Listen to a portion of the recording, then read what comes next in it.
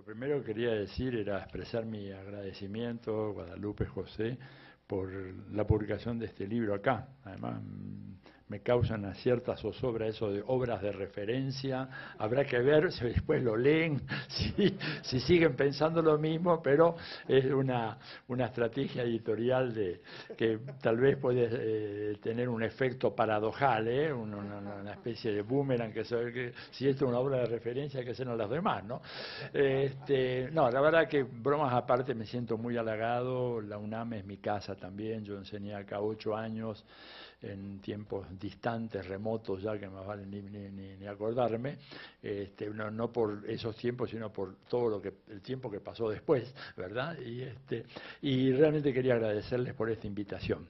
Segundo lugar, quería felicitarlos, no por la obra, sino por el enorme interés que este evento suscitó en las autoridades migratorias mexicanas, lo cual realmente me sorprendió muy gratamente, porque yo he venido a este país casi ininterrumpidamente desde que volví a la Argentina en el 84, volví permanentemente, salvo ahora un periodo que tuve unos problemitas de salud que me impidieron venir, y otras cosas, como decía José, pero siempre pasaba por migración así tranquilamente como cualquier turista más. Esta vez me distinguieron y hubo 3 funcionarios de 3 distintos niveles que se interesaron por ver y cómo era este seminario, y la UNAM y el CEICH, y realmente muy interesante. Así que felicitaciones, porque siempre había esta tesis de que, bueno, en la UNAM hablamos para adentro y que no salimos para afuera. Bueno, pues estamos bien afuera ahí en el aeropuerto, hay gente que está muy interesada en esto, así que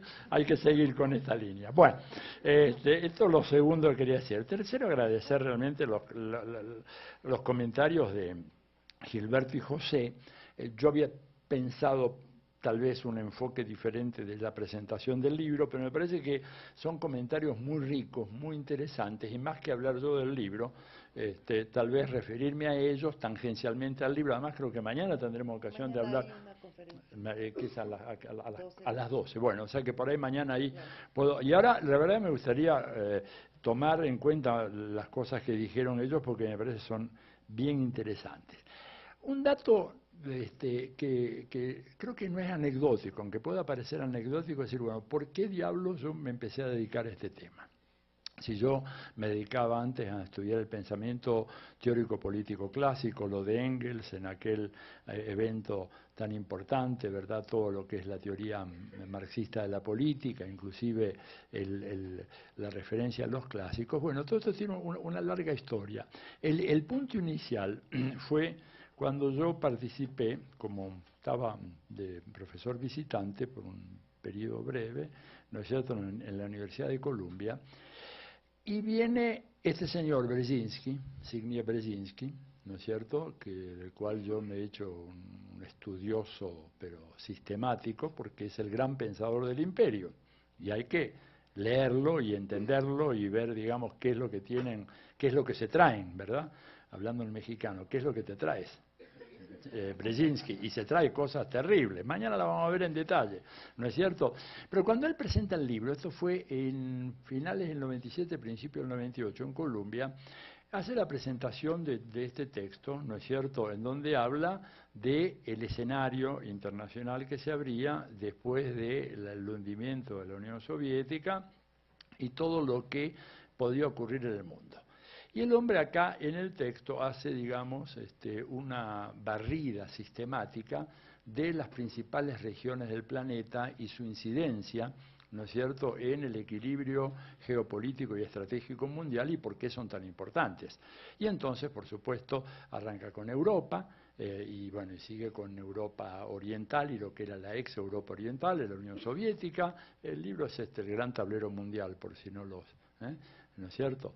Y luego de ahí se pasa al Extremo Oriente, porque en Extremo Oriente está Japón, está China, está Corea, están los coreanos del norte, que son tipos muy extraños, más vale tenerlos bien bajo el microscopio para evitar que por ahí tire un cohete atómico a Seúl, ¿no es cierto? Luego, por supuesto, Medio Oriente, ¿no es cierto? Porque, bueno, ahí está el gran aliado de Estados Unidos en la región, que es Israel, lo ha dado una nueva prueba en Gaza en las últimas semanas, ¿no es cierto?, como Estados Unidos ha bancado, ha apoyado, avalado este exterminio genocida que se practicó una vez más en Gaza. Está también el gran Satán, que era Irán, en esos momentos, está Irak, digo, Medio Oriente, y bueno, y por supuesto Asia Central, porque ahí está el fundamentalismo yihadista en su raíz más profunda, ¿verdad? Ahí estaba la cueva donde finalmente dicen que lo agarraron a Bin Laden, aunque nadie sabe si hace que tiraron al mar era Bin Laden o era un muñeco, no se sabe todavía, ¿verdad? Y nada más. Y yo estaba ahí con algunos amigos latinoamericanos, nos sentimos humillados, ¿verdad? Ninguneados. Porque ¿cómo? África, Medio Oriente, Extremo Oriente, Asia Central, Europa. Pensamos, profesor, ¿y por qué no América Latina? ¿Por qué usted en este recorrido, en este gran tablero geopolítico mundial, usted ni siquiera menciona América Latina? Y la respuesta fue realmente extraordinaria, ¿no es cierto? Dijo, bueno, pero este es un problema doméstico de los Estados Unidos. Dice, yo por eso tampoco hablo de Oklahoma, no, el hombre es un hombre que se las trae. Tampoco hablo de Oklahoma, ni hablo de Massachusetts. Digo, ¿por qué voy a hablar de América Latina? Y fue una tremenda franqueza, o sea, dijo lo que muchos académicos norteamericanos piensan. Muchos, sobre todo la vertiente más conservadora, no nuestros amigos como Jim Cockcroft y algunos otros, pero la corriente hegemónica, lo que los americanos llaman el mainstream, piensa eso. América Latina no es un problema de política exterior, es un problema de política interna de los Estados Unidos. Y hay un dato muy significativo que a mí me asombró, y que está en el libro, en mi libro, no en el de Brzezinski, en este, ¿no es cierto?, que es que cuando yo me puse a estudiar el Comando Sur, ustedes saben que el Comando Sur abarca toda América Latina, menos un país. ¿Saben cuál? México. O sea, México está integrado al Comando Central de las Fuerzas Armadas de los Estados Unidos. O sea, en términos militares, México es parte de la preocupación del Comando Central de los Estados Unidos. Y este es un temazo que creo que merecería que en algún momento en el mundo académico mexicano se le diera la atención, la significación que tiene. Esto es muy grave, porque para todos los demás países de América Latina tenemos el Comando Sur, que se encarga de México para abajo todo, ¿no es cierto? Incluyendo Cuba, etcétera, etcétera, etcétera. Pero México no. Y esto, digamos, bueno, la respuesta esa de Brzezinski realmente me produjo, digamos, aparte de la indignación que nos dio que se nos tratara de esa manera y la arrogancia con la cual lo dijo, tipo no le importaba nada, que éramos 4 sudacas que estábamos ahí en Colombia, seguramente por una equivocación del comité académico, ¿verdad? Claro, no deberíamos estar ahí, pero lo dijo con toda franqueza, un tema de política doméstica. Y eso, digamos, me parece a mí que es un punto clave para entender por qué América Latina es tan importante para Estados Unidos. Cuando uno piensa, digamos, el momento en que Brzezinski dijo eso, creo que fue finales del 97, principios del 98, América Latina estaba en el medio de la gran oleada neoliberal. Teníamos el neoliberalismo rampante en la Argentina con Menem, acá estaba Salinas de Gortari o algunos, no sé si todavía, o algunos de sus sucesores, pero básicamente no es lo mismo, pero es igual, como dice Silvio Rodríguez.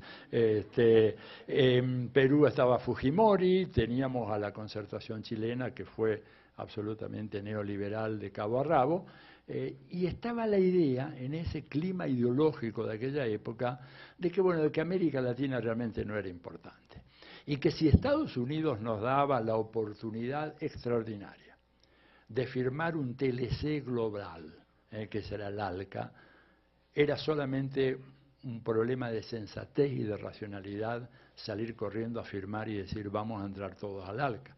Porque nosotros, en nuestra irrelevancia, en nuestra pequeñez, en nuestra ninguna trascendencia, no podíamos desechar una mano amiga que se nos extendía para integrarnos, ¿no es cierto?, para hacer realidad el sueño del que ya mencionara muy bien José recién, de John Quincy Adams, ¿no es cierto?, cuando hablaba de que América Latina era parte de los Estados Unidos, una extensión natural ¿verdad? Y William Taft, que fue un presidente norteamericano importante, ¿no es cierto?, en vísperas de la Primera Guerra Mundial, él dijo en un discurso ante la Unión, o sea, el discurso que hacen los presidentes cuando inicia el periodo de sesiones del Congreso norteamericano, dijo con mucha convicción que no veo lejano el día en que las banderas de los Estados Unidos ondeen en los tres extremos del continente, en Alaska, en Tierra del Fuego y en Panamá. Digo, el ALCA era eso, el ALCA fue eso, el proyecto del ALCA fue eso, llevar adelante una vieja idea que viene de mucho tiempo. Claro que en los 90 hablar de la importancia de América Latina era muy mal visto, ¿verdad? Realmente un poco éramos considerados casi folcloristas nosotros y por supuesto gente que no podía hablar de relaciones internacionales porque realmente las relaciones internacionales ellos seguían mucho lo que decía Henry Kissinger, que es otro criminal de guerra muy inteligente que hay que estudiar y estudiar muy seriamente, cuando Kissinger dijo la política internacional sigue un recorrido que arranca en Washington, pasa por Londres, baja luego a París, continúa por Moscú y termina en Beijing. Todo el resto, gente que está mirándola de afuera y que no tiene ninguna posibilidad de actuar ni de intervenir. Eso es lo único que importa. Y claro, el tema de la prolongada experiencia colonial de América Latina, ¿verdad? El continente, como ahí lo digo en el libro, el continente de más prolongada y profunda experiencia de sometimiento colonial del planeta. No hay ningún otro.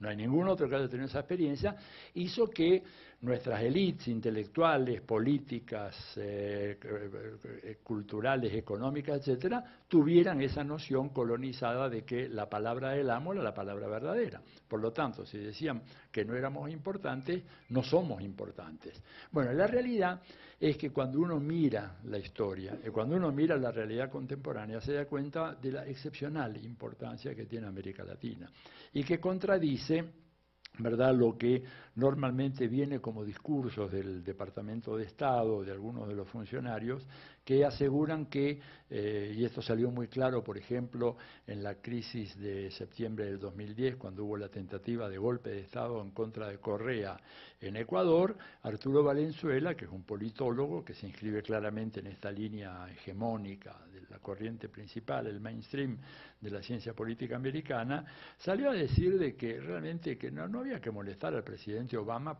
por un hecho de simple indisciplina policial, que ahí no había ningún golpe de Estado en marcha, que era un policías que realmente se amotinaron por una cuestión absolutamente menor, y que para los Estados Unidos, ¿verdad?, las prioridades eran muy otras. No podíamos distraer la atención del señor Obama cuando el problema número uno en ese momento es Medio Oriente, el problema número dos es China y el ascenso de China en el Extremo Oriente, el problema tres son los yihadistas en Asia Central, el problema número cuatro es el colapso del proyecto europeo, ¿verdad?, que priva a Estados Unidos de quien fuera su compinche sistemático y sigue siéndolo durante todo el siglo XX, y realmente que América Latina venía, si las cosas no estaban mal en África, en quinto lugar, pero en cuanto se complicaron un poquito en África, ustedes vienen en sexto lugar, ¿verdad?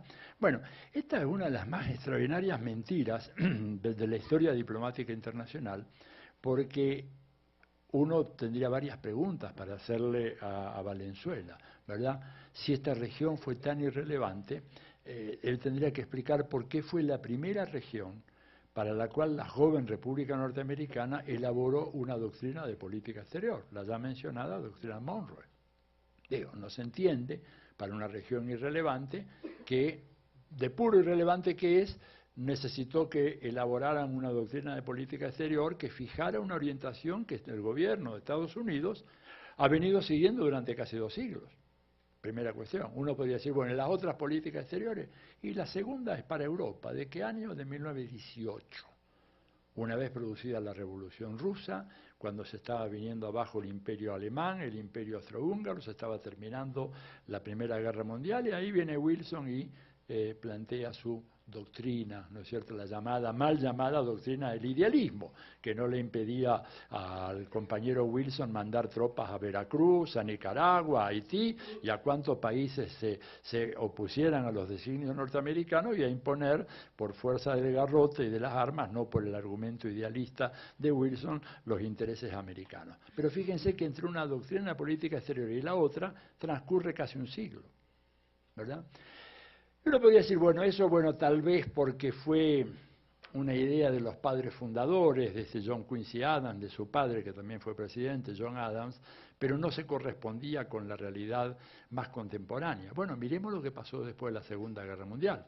Cuando termina la Segunda Guerra Mundial, la preocupación de Estados Unidos era cómo evitar la expansión del comunismo soviético.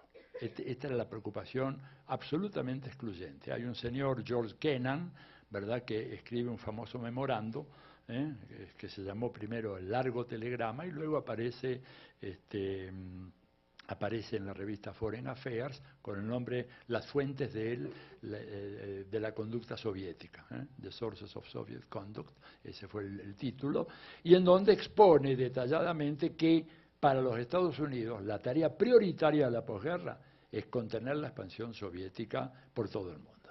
Y para eso se proponen forjar una serie de tratados con gobiernos de diferentes regiones del mundo para evitar justamente el expansionismo soviético que exporte la revolución. En Estados Unidos esta idea de que las revoluciones se exportan está muy arraigada en la cultura norteamericana. Se creen ellos que las revoluciones se pueden exportar como la democracia se puede exportar y ya sabemos qué es lo que pasa. Bueno, pero la cuestión es que en función de eso elaboraron una serie de tratados, tratados con los países de Medio Oriente y Turquía, en ese momento estaban Irán, Egipto, Israel, los mismos Turquía, un tratado para el Asia Central, otro para el sudeste asiático, ¿verdad?, otro para Australia y Nueva Zelanda, por supuesto el tratado con los europeos, y el tratado para América Latina.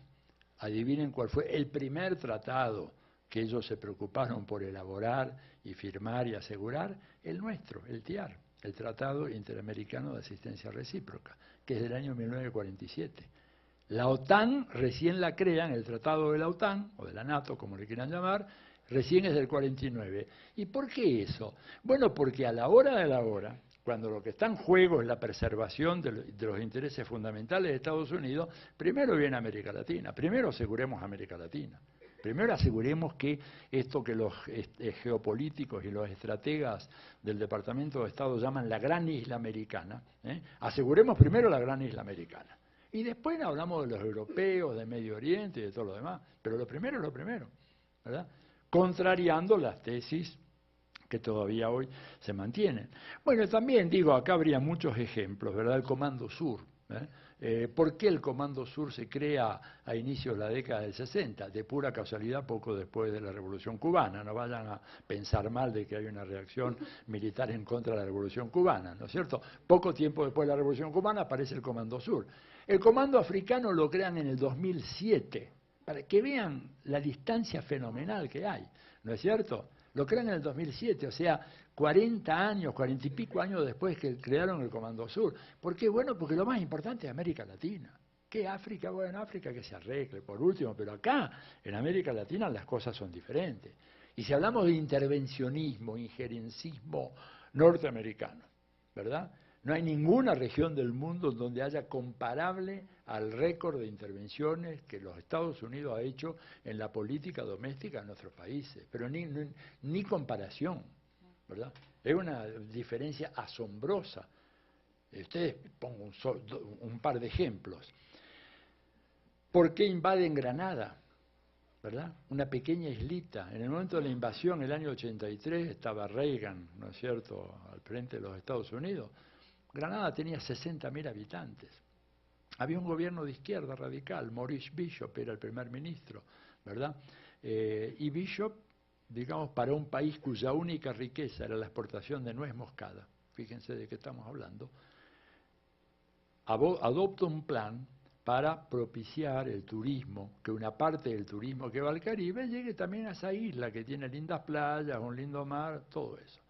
Y entonces no se le ocurre mejor idea que extender la pista de aviación ¿no es cierto?, del único aeropuerto que tenía la isla, y eso fue interpretado por Reagan y sus compinches en los Estados Unidos como una movida destinada a facilitar la llegada de los grandes aviones de transporte soviéticos para a partir de ahí lanzar una ofensiva aérea o misilística contra Estados Unidos.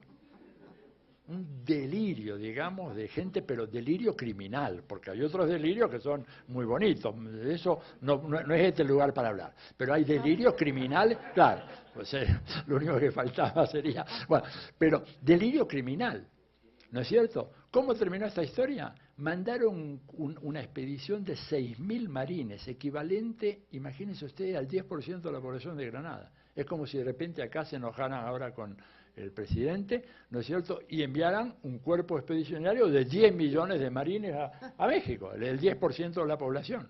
Esa fue la escala de la reacción absolutamente brutal. Por supuesto, aprehendieron a Maurice Bishop, a su señora, a sus ministros, etcétera, los fusilaron, los liquidaron, y se acabó, ¿no es cierto? Más o menos para esa misma época tenían un gobierno, tan radical o tal vez más, en Zimbabue, en África.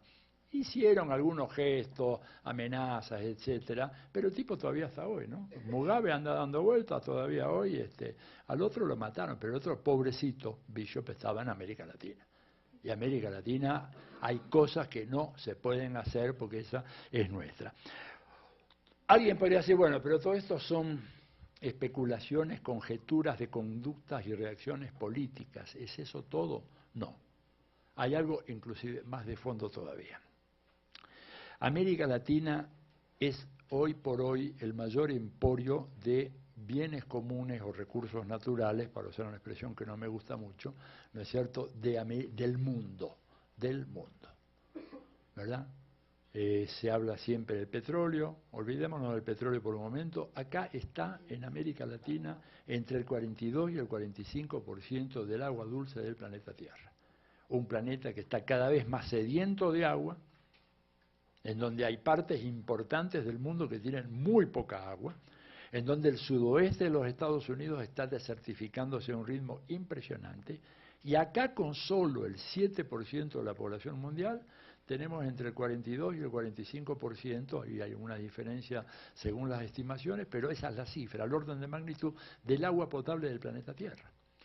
Y claro, cuando uno comprueba esa realidad y luego mira los textos de los estrategos norteamericanos que aseguran en todos sus escritos que las guerras del siglo XXI fundamentalmente van a ser guerras del agua, bueno, pues acá este va a ser el gran escenario de las guerras del agua, porque acá hay agua, y hay agua en abundancia, y ya hay proyectos de cómo llevarse el agua.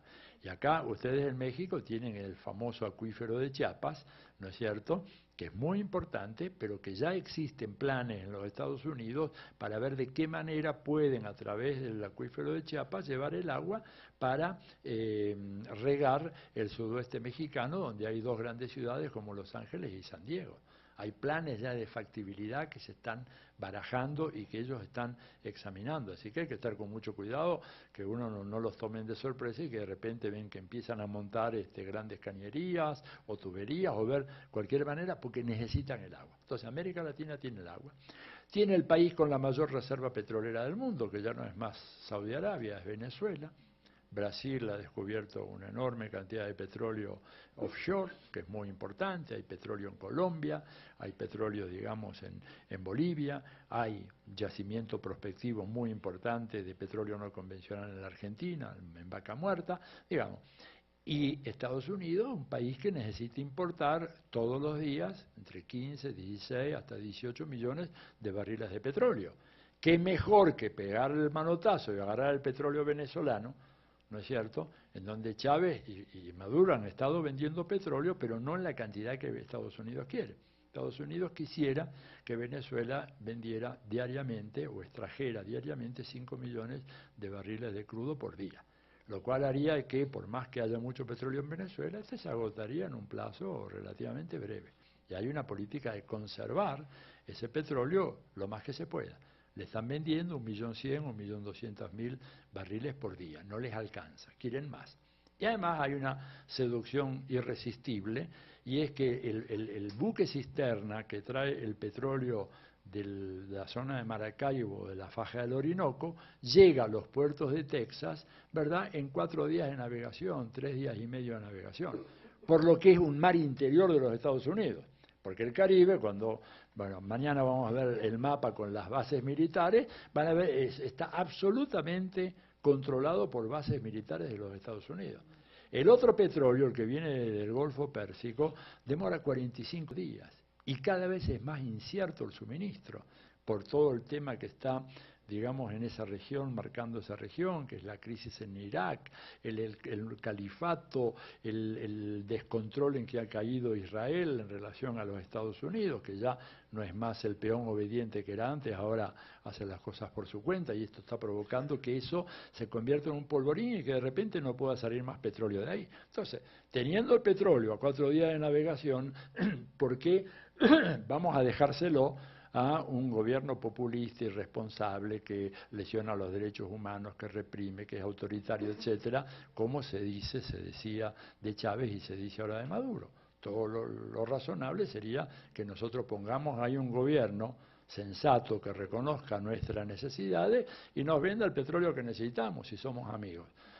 Bueno, petróleo, gas, por supuesto, mucho, ¿no es cierto?, minerales estratégicos, enorme cantidad de minerales estratégicos que para Estados Unidos son decisivos, sobre todo para su industria de la defensa, y sobre todo biodiversidad, que es la otra cosa. La mitad de la biodiversidad mundial se encuentra en la gran cuenca amazónica y subamazónica, la mitad. Y uno dice, ¿y eso qué tiene que ver? Mucho, con todo, prácticamente todo lo que es la ingeniería genética de hoy, que repercute sobre el capitalismo agrario. Cuando hablamos de ingeniería genética, hablamos de semillas genéticamente modificadas. Hablamos de lo que ha pasado en México con el TLC, país del cual el maíz es originario, que ahora tiene que importar un maíz que viene de afuera, que tiene una marca registrada. Esto ha llegado a tal nivel, ¿no es cierto?, que yo estoy trabajando un poquito en ese tema ahora para lo que probablemente sea la continuación de ese libro. Está tan trabajado el tema de la ingeniería genética que en este momento, por ejemplo, han elaborado un dispositivo para poder identificar cuando se cargan las semillas de soja, o los granos de soja, perdón, en los barcos, si ese grano de soja fue modificado de acuerdo a la norma Monsanto o no. Entonces tienen como un lector de código de barras que hay en los supermercados, pero que puede leer el chorro que cae de los camiones y que entra a los barcos, y me decía un agrónomo que está en el tema, cuando se prende la luz roja, por supuesto la luz roja siempre son problemas, ¿verdad? Los rojos siempre es problemático, quiere decir de que esa semilla o ese grano es un grano que no responde a las especificaciones de Monsanto y que por lo tanto tiene que tener un precio distinto. Y lo que suelen hacer es desahuciar ese cargamento. Eso es biodiversidad. Eso tiene que ver con nosotros, lo que tenemos nosotros acá. Lo mismo, digamos, la industria farmacéutica y todo lo demás. Bueno, considerando todo eso, es obvio que un emporio de recursos de esa naturaleza tiene que tener un impacto prioritario, muy importante en la política de los Estados Unidos. Y claro, sobre todo cuando surgen gobiernos que han intentado hacer una recuperación de esos recursos naturales. Caso de los gobiernos estos bolivarianos, como ya a veces les llamo en el libro, ¿verdad? Chávez recupera para Venezuela lo que estaba antes en manos de una pseudo empresa petrolera estatal, que no lo era.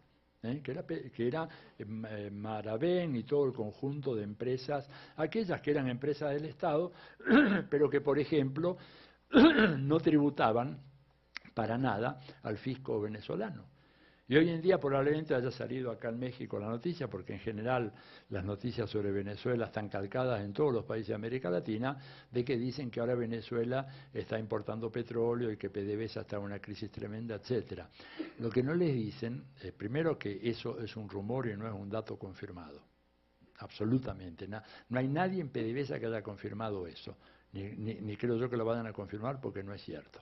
Pero de todas maneras, hay otro dato que es complementario a ese y que sí hay que conocer, y es que PDVSA ha sido absolutamente esencial para hacer posible el sostenimiento financiero de las políticas sociales del Estado venezolano.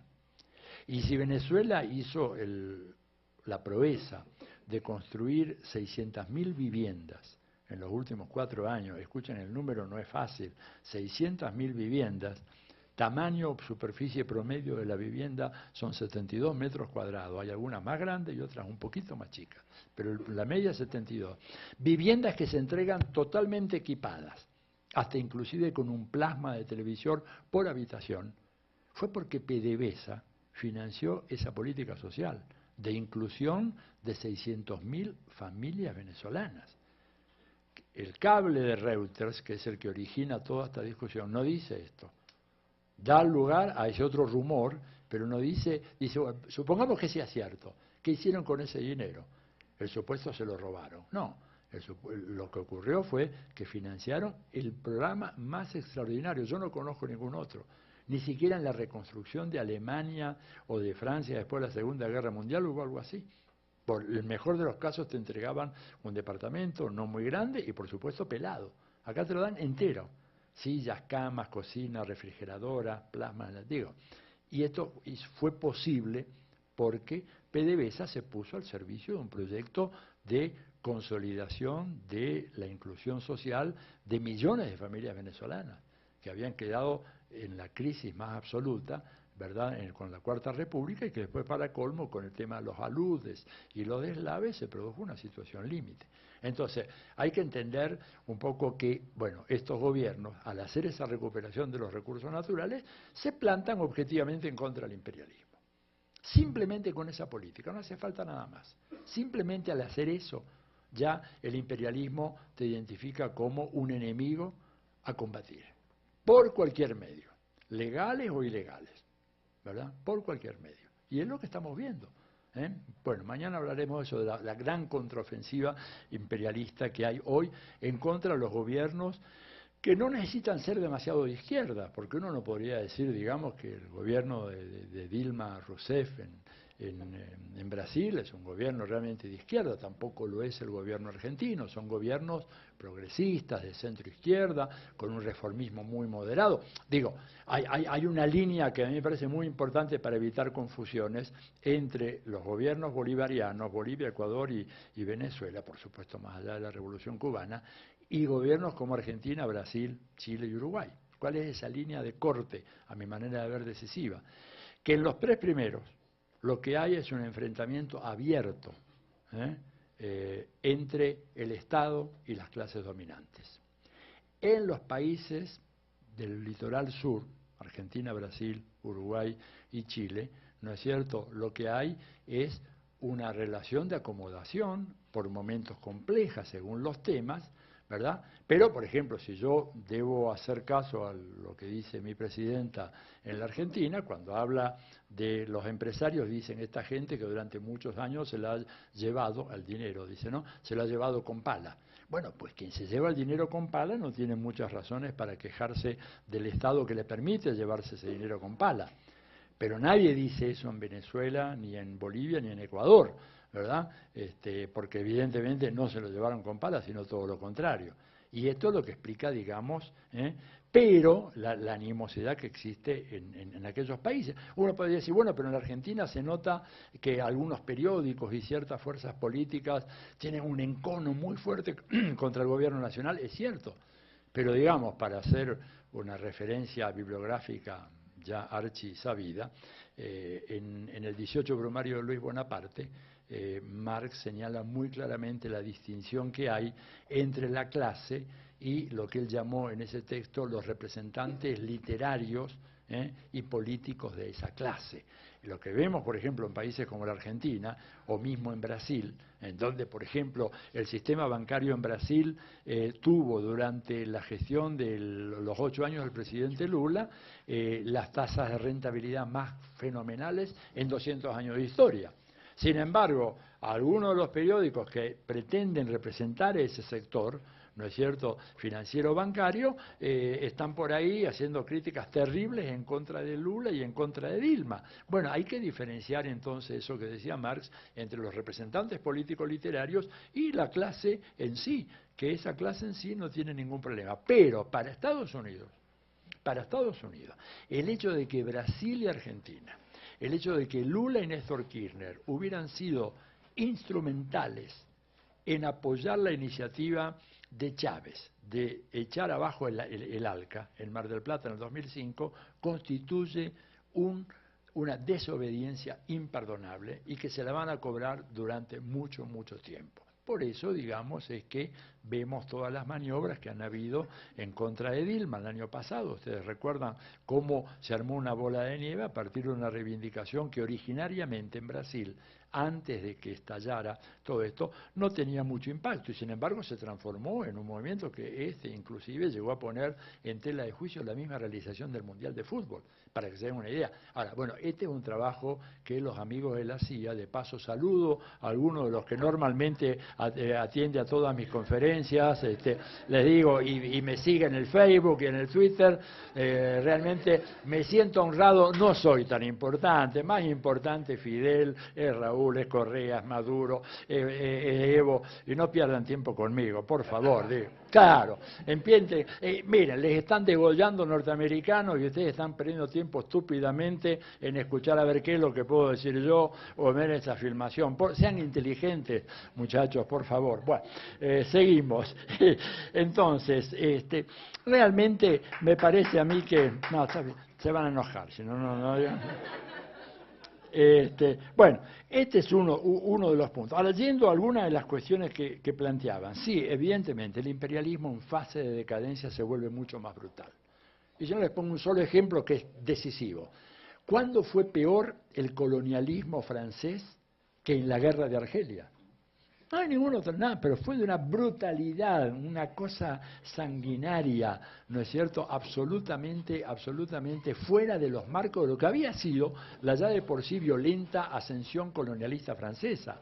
O pregúntense si no también por el mismo imperialismo británico. Mahatma Gandhi era quien denunciaba la atrocidad, la brutalidad, ¿no es cierto?, con la cual estaban actuando los británicos cuando la India se despierta y quiere ser independiente. Entonces, y eso es muy importante para nosotros, para entenderlo hoy. Esta gente viene dispuesta a todo.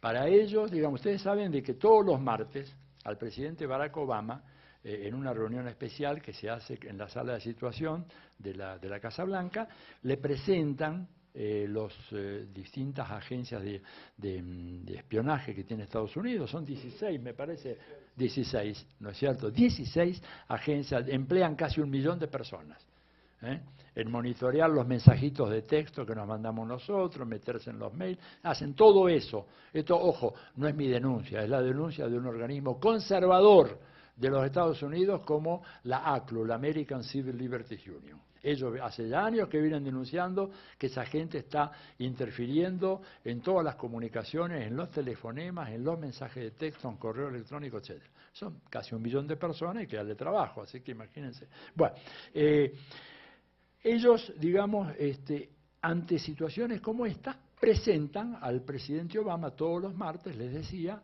una lista de enemigos terroristas de los Estados Unidos a los cuales hay que eliminar. Y entonces le presentan los antecedentes, el currículum, quién es, dónde está, en qué organización, qué ha hecho, de qué se lo acusa, y entonces Obama ahí pone una palomita aquí, acá, allá, pum, y ahí van después los drones o los comandos, van y liquidan esto.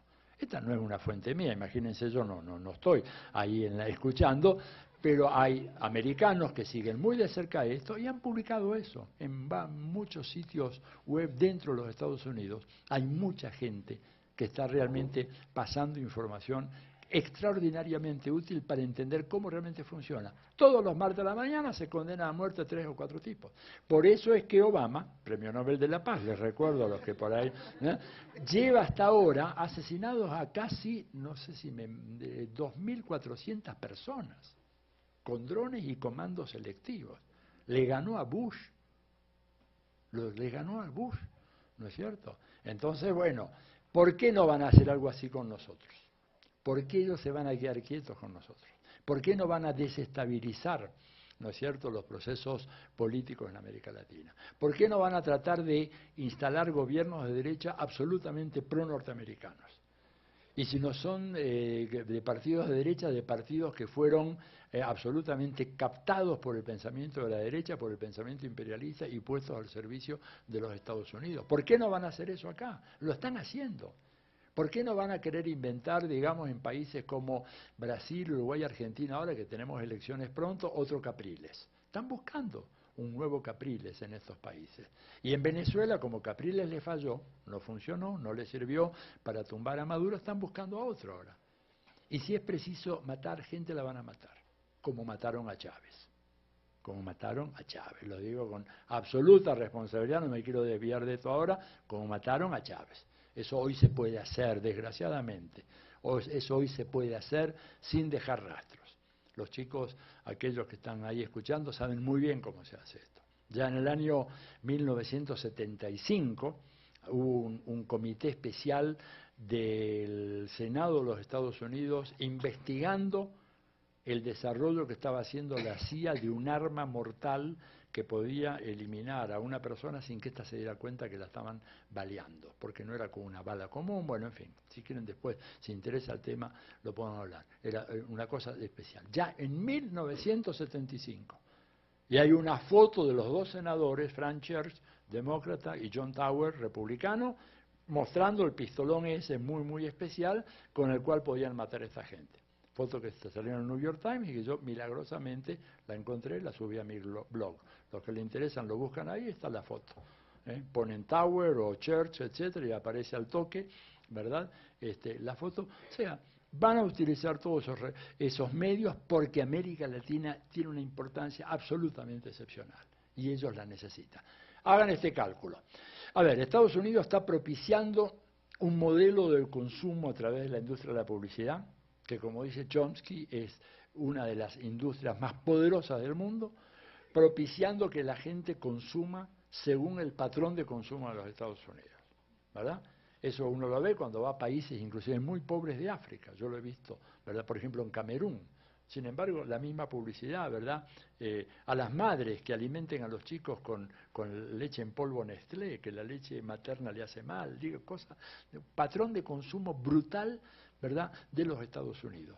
Bueno, si eso llegara a concretarse en realidad, ¿cuánto tiempo duraría el petróleo que hoy tenemos en el planeta Tierra? Los ecologistas franceses, Alain Lipietz y los verdes franceses hicieron un cálculo hace pocos años. El resultado era de que si en ese momento eran 7.000 millones, ahora son un poquito más, si los 7.000 millones consumiéramos gasolina, ¿no es cierto?, como consumen los Estados Unidos, el petróleo del planeta Tierra se acaba en 19 días.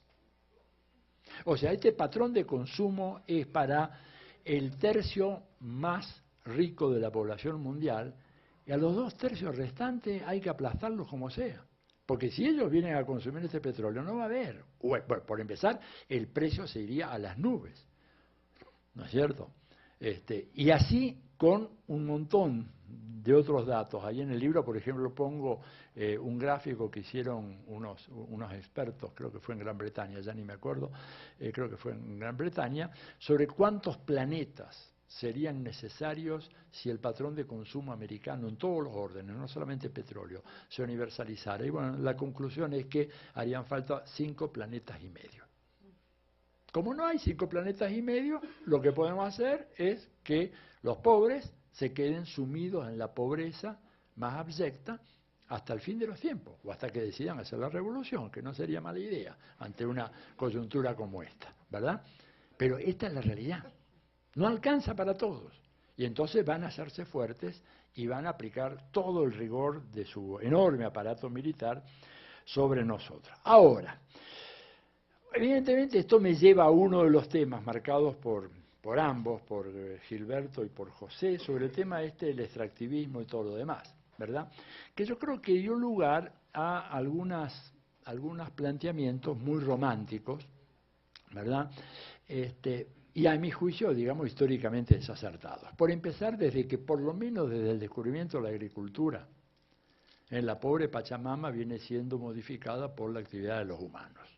O sea, no pensemos nosotros de que el problema del pachamamismo o el ataque a la naturaleza comienza ahora, hace 20 años atrás, seamos menos egocéntricos, veamos la historia en su larga duración. Esto arranca, digamos, hace 7, 8 mil años cuando la humanidad descubre la agricultura. Y al descubrir la agricultura transforma la Pachamama, de manera que a veces a la Pachamama me imagino que no le gustaría demasiado, pero la transforma. Y eso es inevitable. No hay manera. Además porque, es la otra cuestión, la sociedad humana no está al margen de la naturaleza. Nosotros no somos extraterrestres, somos parte, somos la evolución supuestamente más avanzada de una familia llamada chimpancés, que a lo largo, sí, este es nuestro ancestro, ¿verdad? O sea, no descendemos de Einstein o de Moisés, descendemos de un modesto chimpancé que andaba ahí colgado por los árboles y de repente se pudo parar, poner derechito y bueno, y empuñó un arma y con el arma sometió al otro y ahí construyó un sistema. Digo, esta es la realidad.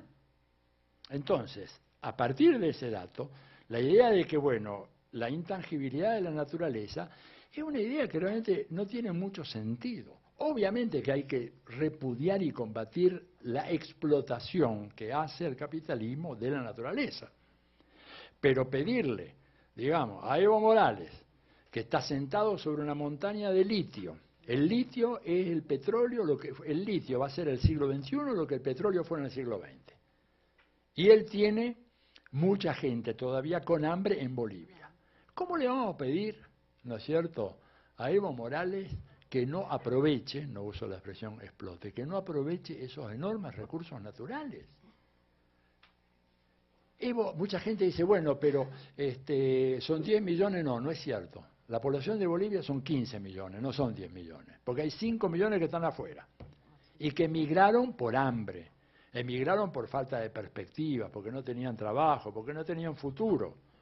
Entonces, esos hijos de Bolivia tienen que volver, y Evo quiere que vuelvan a Bolivia. Pero para eso, y bueno, para eso necesita construir más escuelas, construir más hospitales, construir más carreteras, ¿no es cierto? Construir más caminos, más puentes, invertir más en educación, en salud, formar más. ¿Con qué se hace eso? Piensen en México, si no. A ver, para el 2050 se sospecha, se calcula, mejor dicho, los demógrafos, que la población mexicana ya va a haber rebasado los 200 millones de habitantes. Imagínense el tránsito en Ciudad de México, digamos, en el 2050. Con esto ya tenemos, bueno, imagínense ustedes. Bueno, pero ¿qué significa esto? Bueno, que México va a tener que hacer una corrida desesperada para garantizar los recursos, para ofrecer a esa nueva población, 100 millones que se agregan, estándares como los que existen hoy para el resto de la población mexicana, que no son satisfactorios para todos, ¿verdad? Bueno, entonces, digamos, el planteo del pachamamismo ingenuo, decir, bueno, no, la naturaleza no se toca, etcétera, es un planteo que termina, a mi manera de ver, y lo digo en el libro, por eso algunos se han enojado, ¿no es cierto?, en una postura reaccionaria, como la de los neomalthusianos que dicen crecimiento cero, no crezcamos más. ¿Por qué? Y porque nosotros ya nos desarrollamos. Y el resto, bueno, el resto ya perdió la batalla de la historia, la perdieron y ahora quédense en sus chozas, muéranse con las enfermedades infectocontagiosas, las diarreas estivales de los niños, nosotros ya crecimos, así que no crezcan más, no contaminen más el medio ambiente, muéranse como están ahí. Digo, ciudades como Yaoundé, la capital de Camerún, ¿verdad? Ustedes salen del primer cuadro, que son unas pocas manzanas, y ya tienen los desechos cloacales a cielo abierto. Una ciudad con temperaturas en verano de 40, 45 grados, ¿verdad? Una nube de moscas, mosquitos, bichos de todo tipo, y además como no hay papel, porque el otro tema, el papel es casi un privilegio de los países desarrollados. La gente compra sus alimentos, compra medio pollo, lo que sea, se lo llevan así, la señora yo la he visto, acompañada por esta nube de mosquitos y perros que andan por ahí, ¿verdad?, tratando de pegar un mordiscón. Esta es la realidad. Entonces, ¿cómo le decimos a esa gente, no, el desarrollo es mala palabra? Digo, es mala palabra el desarrollo capitalista, Pero nosotros no podemos ser tan tontos de pensar de que el único modelo posible de desarrollo es el basado en la rentabilidad o en el lucro que otorguen iniciativas privadas. Hay otra alternativa. Obviamente que no es que yo la tengo en el libro, porque acá dijeron muy bien los dos. Algunos de los problemas que yo planteo, ya voy al otro antes de terminar, que es el de movimientos, etcétera, son cuestiones que no tienen resolución en la teoría. O tienen falsa resolución. Sería para mí muy fácil agregar un capítulo escribiendo, ¿verdad? Pero el único detalle es que la historia la hacen los pueblos. No la hacemos los que hacemos teoría o análisis económico, social o político internacional. Y mientras los pueblos no avancen en esa dirección, y bueno, el problema va a estar ahí pendiente. Pero creo que hay que dar ese debate y ponernos en el lugar de esos gobiernos de izquierda que están modificando radicalmente la situación social que existía antes, ¿verdad? Ustedes saben, en Venezuela había 4 millones de personas que no tenían cédula de identidad y vivían en rancheríos, como se les llaman allá, ¿no es cierto?, o en los barrios, en calles sin nombre, casas sin número, ciudadanos sin cédula de identidad, chicos que no podían ir al colegio porque eran hijos de nadie, no existían. Incluir eso no se hace con palabras o con bellos relatos discursivos, se hace con obras concretas, y las obras requieren una materialidad. Lo mismo en Bolivia, la gestión que ha hecho Evo es extraordinaria. Para lo que era hasta hace apenas 7 u 8 años, era uno de los 2 países más pobres de las Américas, junto con Haití, y hoy Bolivia es un país que tiene ya estándares, ¿no es cierto?, de servicios sociales extraordinarios. Evo Morales adoptó una política que es que si el Producto Bruto crece por encima del 4%, en ese país se pagan 2 aguinaldos, no 1. Eso en Bolivia ni se pagaba 1 antes. Como decía García Linera en una charla, dice, para ir a pagar el aguinaldo los ministros de Finanzas tenían que ir a mendigar a Washington un prestamito para pagar los aguinaldos en el sector público. Ahora pagan 2 aguinaldos, ¿no es cierto? Y toda la población mayor de 60 años tiene su cobertura jubilatoria, toda sin excepción. Por haber traspasado los 60 años ya está. Y todas las madres embarazadas tienen la protección, y los chicos tienen el bono Juancito Pinto, las madres tienen el bono Juana Zurduy. Y digo, es una tarea extraordinaria la que ha hecho esa gente. Eliminó el analfabetismo. Exactamente, lo mismo que en Venezuela, y en Ecuador está por eliminarlo ya este próximo año. Entonces digo, son gobiernos que merecen todo nuestro apoyo, más allá de que podamos tener algunas polémicas en proyectos puntuales. Claro, a mí no me gustan algunos de los proyectos puntuales. Obviamente, lo que decía el Belo Monte que están haciendo en la Amazonía es una salvajada. Pero bueno, yo no estoy a favor de eso. Pero lo que yo sí creo es que hay que buscar proyectos en donde, respetando, ¿no es cierto?, la naturaleza y respetando la Pachamama, también se respete a quienes son parte de la naturaleza, que son los pueblos y las comunidades que viven ahí, que también necesitan servicios, que también necesitan hospitales y médicos y odontólogos y oftalmólogos. Fíjense el impacto que ha tenido la operación Milagro de los cubanos, operando cataratas a media población del planeta. Mismo en la Argentina hay más de 30.000 gentes que recuperaron la visión gracias a Cuba, y a los médicos cubanos y a la nueva tecnología que los cubanos desarrollaron para operar cataratas de una manera absolutamente extraordinaria. La gente recupera la vista. Bueno, entonces, estos son los dilemas que se van a resolver por la vía del pueblo. Ahora, lo de Raya de una Pesca, Gilberto, ¿no es cierto? A mí me parece que es bien interesante. La pregunta que yo me haría sobre el sujeto es si ese sujeto que ella vio existe en el mundo de hoy. O sea, ese sujeto, ella escribió este texto que en los años 30, 35 aproximadamente, si no me equivoco, ¿verdad?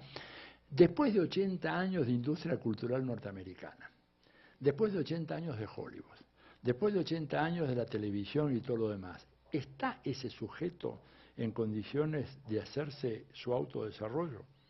Ojalá que sí, pero a mí me parece que tendríamos que tener mucho cuidado de suponer de que ese sujeto ya está en condiciones de poder plantearse, ¿no es cierto?, un proyecto autoemancipatorio político. Yo creo que, y ahí viene todo el debate muy complicado de la función de los intelectuales y del tema de Lenin, del quehacer, de, bueno, de dónde proviene la conciencia socialista, ¿no es cierto? Bastan las luchas y la abnegación y el heroísmo de los militantes para desarrollar a partir de ahí una concepción superadora del capitalismo.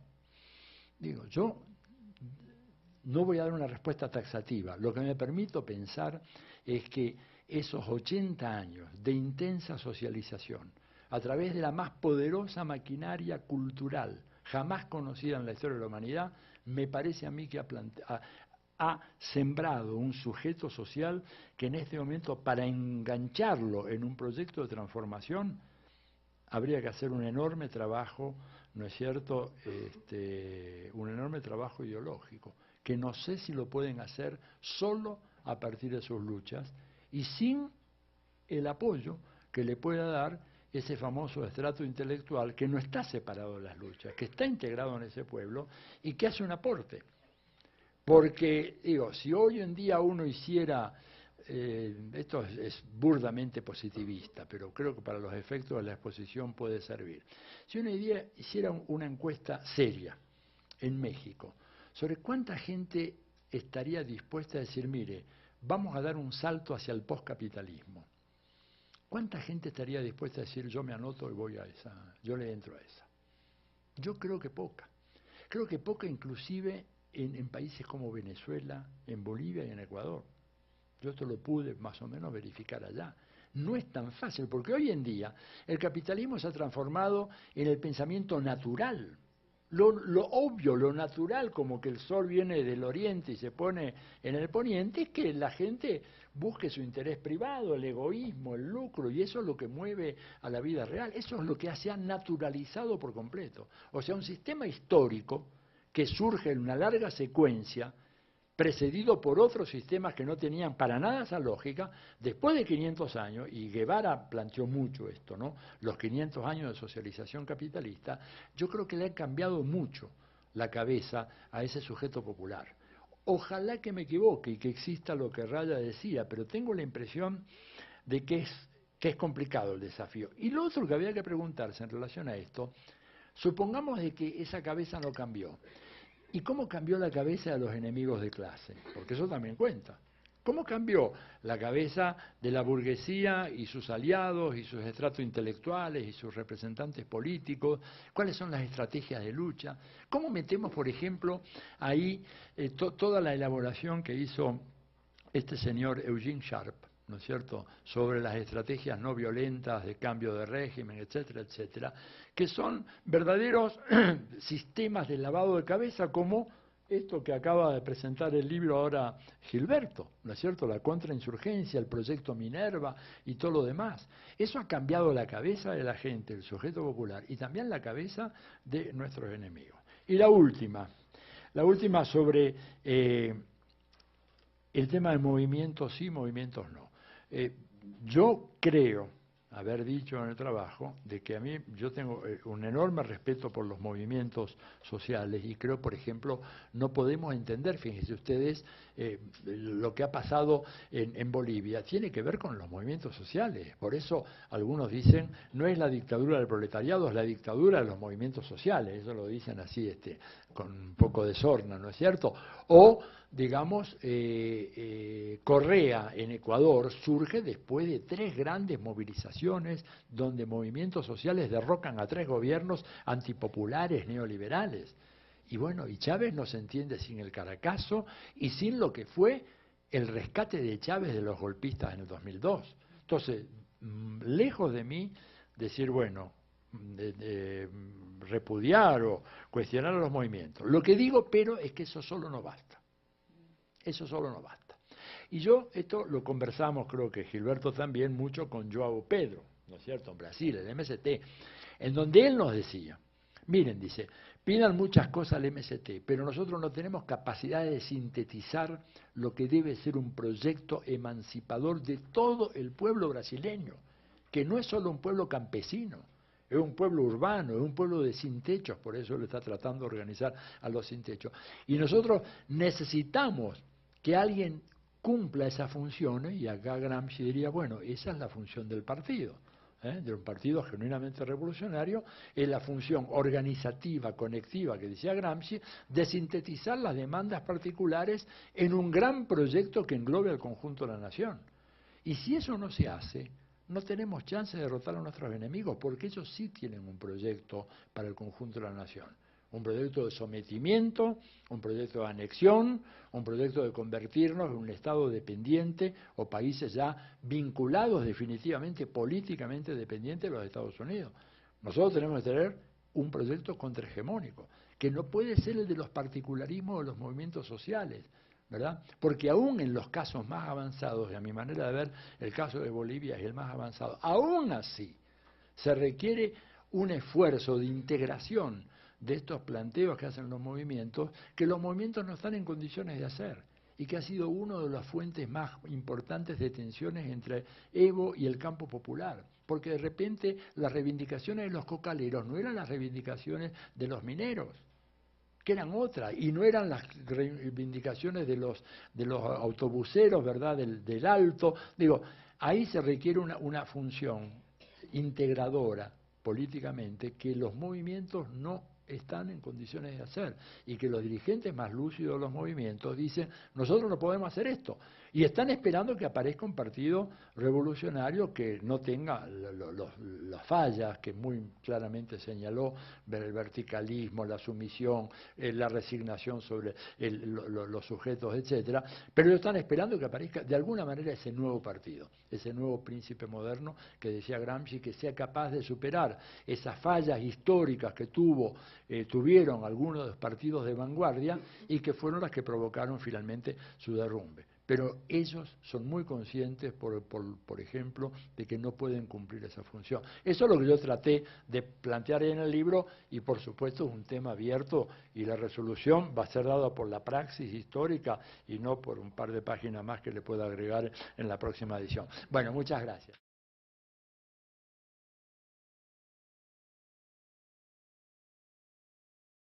Leerlo y entenderlo y ver, digamos, qué es lo que tienen, qué es lo que se traen, ¿verdad? Hablando en mexicano, ¿qué es lo que te traes? Brzezinski, y se trae cosas terribles. Mañana la vamos a ver en detalle, ¿no es cierto?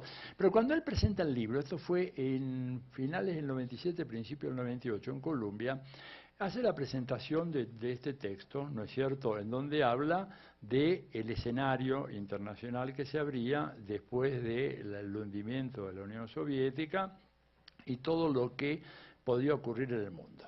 Y el hombre acá en el texto hace, digamos, una barrida sistemática de las principales regiones del planeta y su incidencia, ¿no es cierto?, en el equilibrio geopolítico y estratégico mundial y por qué son tan importantes. Y entonces, por supuesto, arranca con Europa, y bueno, y sigue con Europa Oriental y lo que era la ex Europa Oriental, la Unión Soviética. El libro es el gran tablero mundial, por si no los... ¿no es cierto? Y luego de ahí se pasa al Extremo Oriente, porque en el Extremo Oriente está Japón, está China, está Corea, están los coreanos del norte, que son tipos muy extraños, comentarios muy ricos, muy interesantes, y más que hablar yo del libro, tal vez referirme a ellos tangencialmente al libro. Además creo que mañana tendremos ocasión de hablar, que es a las 12. Bueno, o sea que por ahí mañana ahí puedo... Y ahora, la verdad, me gustaría tomar en cuenta las cosas que dijeron ellos, porque me parece son bien interesantes. Un dato que creo que no es anecdótico, aunque pueda parecer anecdótico, es decir, bueno, ¿por qué diablos yo me empecé a dedicar a este tema? Si yo me dedicaba antes a estudiar el pensamiento teórico-político clásico, lo de Engels en aquel evento tan importante, ¿verdad? Todo lo que es la teoría marxista de la política, inclusive la referencia a los clásicos. Bueno, todo esto tiene una larga historia. El punto inicial fue cuando yo participé, como estaba de profesor visitante por un periodo breve, ¿no es cierto?, en la Universidad de Columbia. Y viene este señor Brzezinski, Zbigniew Brzezinski, ¿no es cierto?, del cual yo me he hecho un estudioso, pero sistemático, porque es el gran pensador del imperio. Y hay que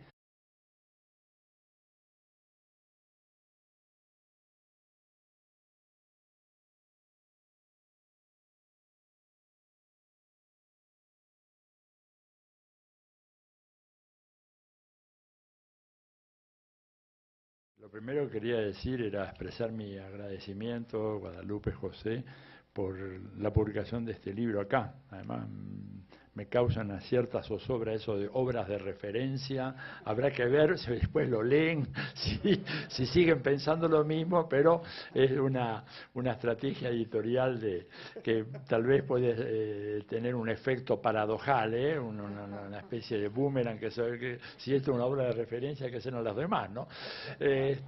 No, la verdad que, bromas aparte, me siento muy halagado. La UNAM es mi casa también. Yo enseñé acá 8 años, en tiempos distantes, remotos ya, que más vale ni acordarme, no por esos tiempos, sino por todo el tiempo que pasó después, ¿verdad? Y realmente quería agradecerles por esta invitación. Segundo lugar, quería felicitarlos, no por la obra, sino por el enorme interés que este evento suscitó en las autoridades migratorias mexicanas, lo cual realmente me sorprendió muy gratamente, porque yo he venido a este país casi ininterrumpidamente desde que volví a la Argentina en el 84, volví permanentemente, salvo ahora un periodo que tuve unos problemitas de salud que me impidieron venir, y otras cosas, como decía José, pero siempre pasaba por migración así tranquilamente como cualquier turista más. Esta vez me distinguieron y hubo 3 funcionarios de 3 distintos niveles que se interesaron por ver y cómo era este seminario, y la UNAM y el CEICH, y realmente muy interesante. Así que felicitaciones, porque siempre había esta tesis de que, bueno, en la UNAM hablamos para adentro y que no salimos para afuera. Bueno, pues estamos bien afuera ahí en el aeropuerto, hay gente que está muy interesada en esto, así que hay que seguir con esta línea. Bueno, esto es lo segundo que quería decir. El tercero, agradecer realmente los comentarios de Gilberto y José. Yo había pensado tal vez un enfoque diferente de la presentación del libro, pero me parece que son comentarios, más vale tenerlos bien bajo el microscopio para evitar que por ahí tire un cohete atómico a Seúl, ¿no es cierto? Luego, por supuesto, Medio Oriente, ¿no es cierto? Porque, bueno, ahí está el gran aliado de Estados Unidos en la región, que es Israel, lo ha dado una nueva prueba en Gaza en las últimas semanas, ¿no es cierto?, como Estados Unidos ha bancado, ha apoyado, avalado este exterminio genocida que se practicó una vez más en Gaza. Está también el gran Satán, que era Irán en esos momentos, está Irak, Medio Oriente, y bueno, y por supuesto Asia Central, porque ahí está el fundamentalismo yihadista en su raíz más profunda, ¿verdad? Ahí estaba la cueva donde finalmente dicen que lo agarraron a Bin Laden, aunque nadie sabe si hace que tiraron al mar era Bin Laden o era un muñeco, no se sabe todavía, ¿verdad? Y nada más. Y yo estaba ahí con algunos amigos latinoamericanos, nos sentimos humillados, ¿verdad? Ninguneados. Porque ¿cómo? África, Medio Oriente, Extremo Oriente, Asia Central, Europa. Pensamos, profesor, ¿y por qué no